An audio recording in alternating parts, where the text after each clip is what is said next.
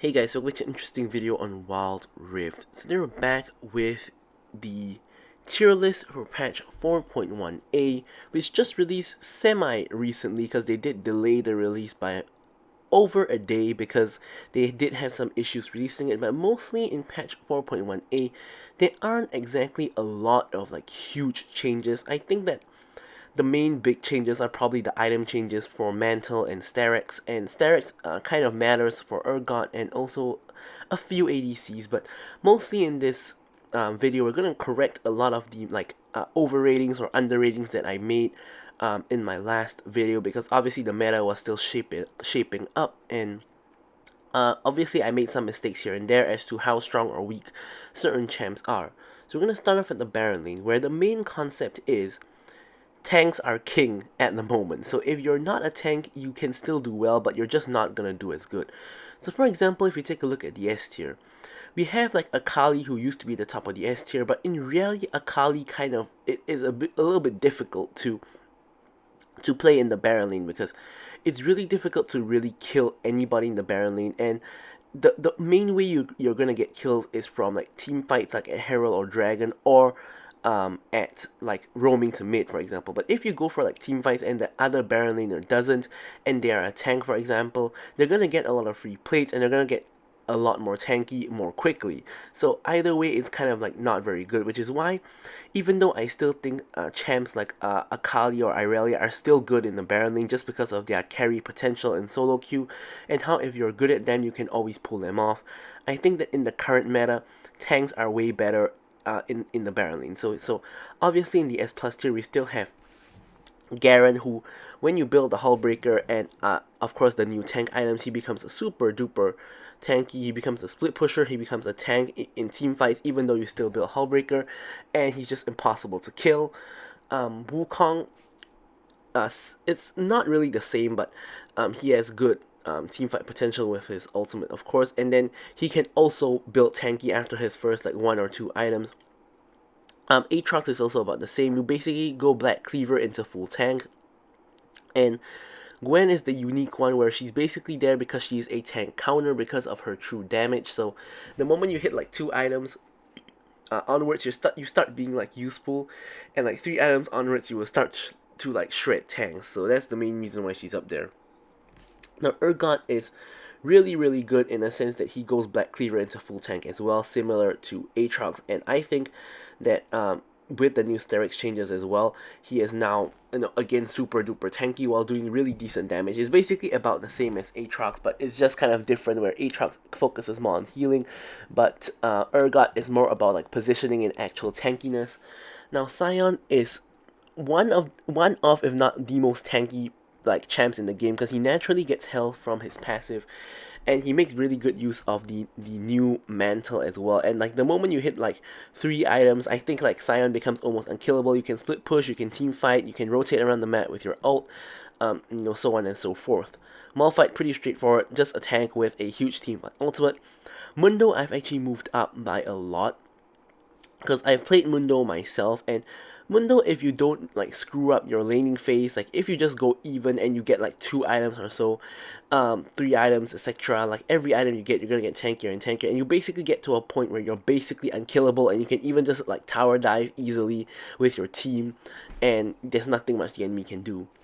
Now Darius is a pretty unique one, not really, because he's sort of same as Urgot and Aatrox, where he can basically build like Black Cleaver into full tank, but at the same time, unlike Urgot and Aatrox, he has that like bleed and like that ulti, which at the end of the day does a ton of damage. So he's really good against tanks as well. Fiora, true damage, really good against tanks, also really good as a split pusher, and the rest of the S tier, as I mentioned, are basically really good solo queue picks and really good for people who are good at those champions, but in the current moment in the tank meta, they're a little bit weaker, not weak, but a little bit weaker. Now Set, I actually moved down, and so did Yone. I think Yone struggles really a lot in against tanks, more so than the champions who are non-tanks above him, because he is really all just about bursting down champs, and he really cannot do that against tanks. Set I've also moved down, as I mentioned briefly, and the reason is because he does do true damage on his like W, but he also doesn't really do very well against tanks, and he is kind of like a fighter himself, and he can of course go into tank itemization, but I just don't think he's as good as like the other like tanks. I just think that the other tanks are like just better options. So I've moved up Jarvan as well. And the reason is that now Jarvan top with like full tank build, or maybe Black Cleaver into full tank, is getting very popular. And Jarvan with a full tank build is actually really, really tanky, especially because they buffed his W a couple of patches ago to give him a larger shield. And he just becomes this like he becomes almost sort of like a Malphite, where you just launch yourself at the enemy team for your flag and drag combo, and then you ult them to like basically make them stuck inside the Cataclysm.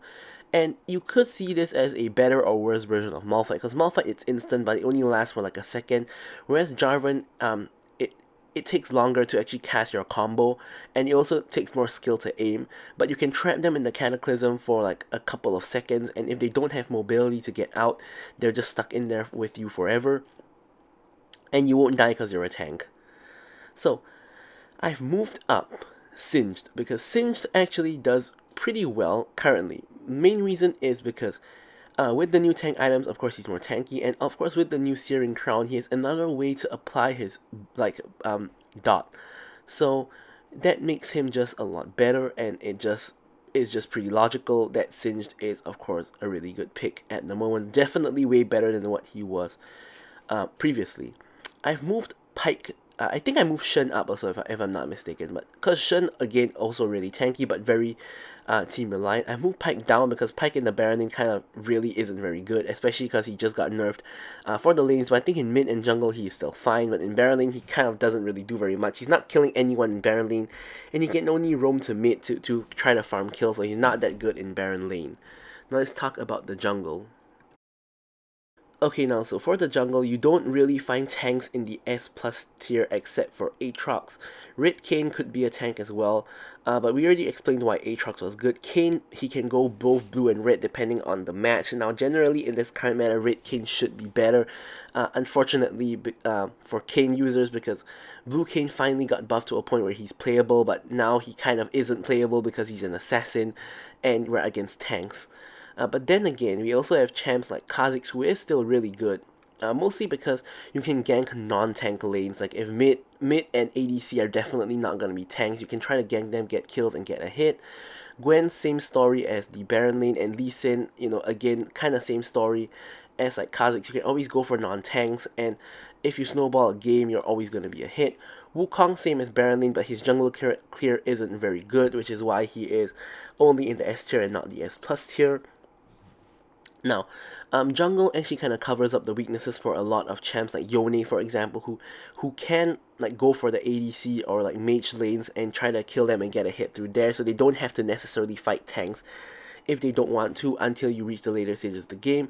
Yone also has mixed damage, but mixed damage against tanks is not very good in the current meta, because we do have the Twin Guard, which gives you both stats, which last time tanks used to not have access to unless you go for some kind of like Zeke's item or something like that. But now, like, mixed damage is a lot weaker now because it's universally accessible to all tanks. So yeah, it's just not too good.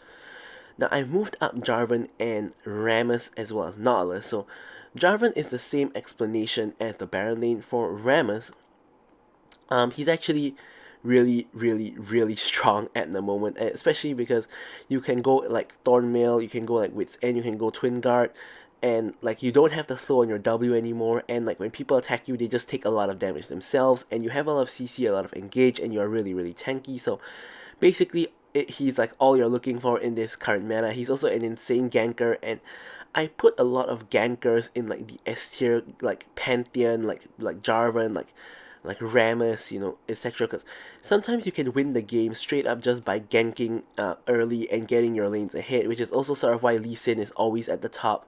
Because if you're good at Lee Sin, that's what you're going to do, and you're going to get yourself and your lanes ahead.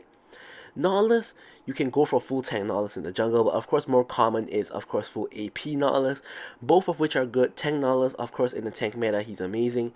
AP Nautilus, um, it's like any other one-shot champion, but the difference I feel with Nautilus and his one-shotting is that you can always out first, so you're guaranteed to land the hook and your auto attack for the full combo. So like the moment you hit like I think like 2 or 3 items, you're gonna one-shot any squishy that you hit. But of course, in a tank meta, may not always have like really easy targets.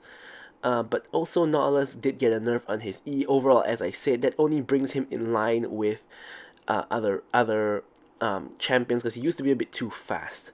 So Mundo I've moved up. Of course, Mundo is really strong as a tank right now. Pyke I've moved up as well, because Pyke from the jungle can very easily roam to lanes and very easily get kills and snowball himself and his lanes. I've seen a lot of games being taken over by Pyke jungle. But at the end of the day, I feel that that's just because people aren't good at playing against Pyke jungle yet, and I feel that when people like get better at playing against Pyke jungle, this will be a lot more difficult to do. Darius I've moved up for the same reasons as Berlin, and so did Shen. And the rest of the tier list pretty much remains the same. Now we're going to talk about the mid lane. Okay, so for the mid lane, it's pretty simple. The top 4 still remain the same. Our mid lane is probably the least affected by the tank meta, because you don't see like tanks being played in mid. Thankfully, it's not that bad yet. Or hopefully it will never get that bad, hopefully. But we still, of course, have Akali, Zoe, Irelia, and Yone in the mid lane, which are definitely the 4 power picks of the mid lane, in my opinion. And now we have Corki up there. Now, why is Corki up there? Well, Corki is now absolutely insane. He's not too good in the early game, but when you hit like when you hit past 2 items, like every item after that is a game changer. So you first go for like your Manamune Triforce combo, then you go for Riftmaker, and this pretty much gives you enough damage for the whole rest of the game. Then you can go for the new Sterix, which can now be built on range, and then you can go for Twin Guard. So the Sterix Twin Guard makes him unkillable when you hit like full build, which doesn't happen every game. But when it does, you're gonna do so much damage, and at the same time, you're gonna be unkillable with the Sterix shield, the health, the resistances from Twin Guard. It just doesn't make sense how a carry can be that unkillable. I'm gonna do a video on it soon for sure, and whether be it in ADC or the mid lane role. But yeah, Corki is absolutely amazing at the moment. So the rest of the S tier pretty much just remains the same. Like mid lane has a ton of solid champions. Like Vex is still amazing, Kassadin's amazing, and the whole cast in like S tier are all amazing. And the main change that I made here is moving Pyke up to the A plus tier, because I actually think Pyke mid does have some merit. Now the main issue is the fact that he's melee, so it's kind of hard to wave clear without losing a lot of health. But when you do get like pushed in, you can clear wave relatively quickly even still, and then you can roam to other lanes and get picks. The main way like Pyke mid gets a hit is to roaming to bot lane, especially ganking and getting a hit, which is the same thing as playing Pyke jungle. Essentially, so people are just not expecting a Pyke to pop out of nowhere, because people are really, especially bot laners like ADCs and supports, are really used to seeing Pyke as support. So Pyke normally roams to mid or top and gets kills there, but bot laners are really not used to a Pyke popping out of the jungle and just coming in to kill them with his ult, etc. So that's why like Pyke, especially now because of the surprise factor, is doing a lot better. But who knows what he'll be like, like a couple of patches later when people are kind of used to playing against Pyke in the mid lane, in the jungle. But yeah, aside from that, mid lane really not too much to discuss. The rest of the tier list pretty much just remains the same, like no real changes and no like real trash tier picks in mid lane. So let's instead talk about the ADCs. Okay, so ADCs barely have any changes. Of course, I put Corki all the way up there because now even in non-magic damage comps, you can still take Corki because, of course, as I mentioned, he can build for go for that super tanky build. However, you probably don't want to go for him if your team is AP heavy, because the enemy tanks are gonna have a really easy job of course, building against you. Now, Vayne, of course, Tank Shredder has to, of course, be in the S plus tier. Now, Ezreal. Safety is really important in this current meta, because most tanks have a lot of CC, and with a lot of CC you need to be able to escape, and that's kind of what Ezreal does for you. Lucian, Kai'Sa, in my opinion, are still the 2 best ADCs in the current meta. They can assassinate squishy targets really easily, And Kai'Sa does do pretty well against tanks. Now, Lucian does somewhat struggle against tanks, but from my experience playing Lucian, I haven't had too much trouble, like, because if you can get a hit, like, in your lane, you're still gonna do really decent damage to tanks. You're not gonna one-shot them, of course, but you're still gonna do really decent damage to tanks, and you're not gonna have too much trouble. In fact, Lucian can even go for, like, a tankier style build, like the Manamune Black Cleaver, like, and Twin Guard kind of build. So you can go for a tanky build yourself, but I don't think that that's too good. Now, Zeri did get another round of nerfs, but again for the same reason as the last patch, which is that her early game sucks. She cannot really be S plus in my opinion, because there are champions who can shut her down in the early game. Champions like Lucian, like Draven, and like you really cannot do anything against those kind of champions, and you never get a chance to get to where you're strong. But once again, when you get to when you're strong, you can kill people like very easily. But the only other issue with Zeri is that she doesn't do too well against tanks, unless you're super ahead, where you will of course do a lot of damage to them. But if you're even, you don't really do a lot of damage to tanks, and because of how your itemization works, you can really only go for tank shredding like in the for your like last item. So that's kind of a huge drawback of Zeri. Now, I moved Samira up to the top of the A plus tier because the main issue with Samira and why she's not higher is because in the tank meta there's a lot of CC, and Samira hates fighting against CC because they can disrupt her ult. But the thing about Samira now is that she has insane itemization. She can basically go BT, IE, and then into tank items, which is like Sterex and Twin Guard. And that's because she doesn't really care about getting more damage items. She just, like, the 2 items is enough damage. She just needs to survive in her ulti, and she just needs to like, yeah, basically like tank up damage to kill people. So definitely gonna make a video on her sooner or later. But yeah, so Samira is a lot better now, and the rest of it just remains the same. Now we're gonna talk about supports.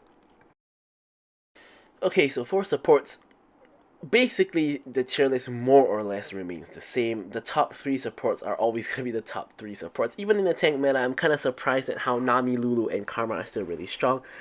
I put Pyke at the top of the S tier. I still think he's there. He's still, I think, the best in support in my opinion, which is where he's meant to be played. Rakan's still amazing. I made a guide on him, of course. And I want to point out why I think Ashe is really good. Now, Ashe is really good because she's bad when there's no tanks on your team, because if you have no front line, at the end of the day, you are a marksman who you do have a lot of utility, but you die really easily. So Ashe does really well with teams that have tanks in the front. So when you have like a tank meta, you're most likely gonna get a tank in the Baron lane or like somewhere, maybe the jungle, maybe even the mid lane, but most likely it's the Baron lane. Most probably you're gonna have a tanky Baron lane, and with a front line, you can easily just slow people down, throw out your volleys, etc. And she does really well. So she's even better in this current meta than she already was. Now I've moved Janna down from the S tier because I think that she's a little bit more of a situational champion, and she's not necessarily good in every single match.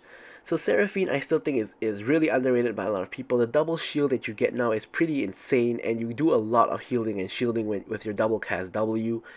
So I think she's actually really good at the moment. I think Soraka also really underrated. Like after she got like the buff / nerf like adjustment in like the last like 2 patches ago, I don't think it's changed very much for her, but I still think she's really strong, because even when you have Grievous, her healing is still pretty decent. And yeah, so I just think Soraka is really strong in the current meta. And yeah, nothing much has really changed in support. So I know I spent a lot of time like talking about the Baron lane, because that's where the majority of the changes really happened. But the other roles, most things kind of remain the same. And I think I misjudged the most amount of champions in the Baron lane in the last patch especially. But yeah, that's pretty much it for the tier list. Stay tuned for like videos of like Sterex ADCs. So thank you guys so much for watching the video, and goodbye.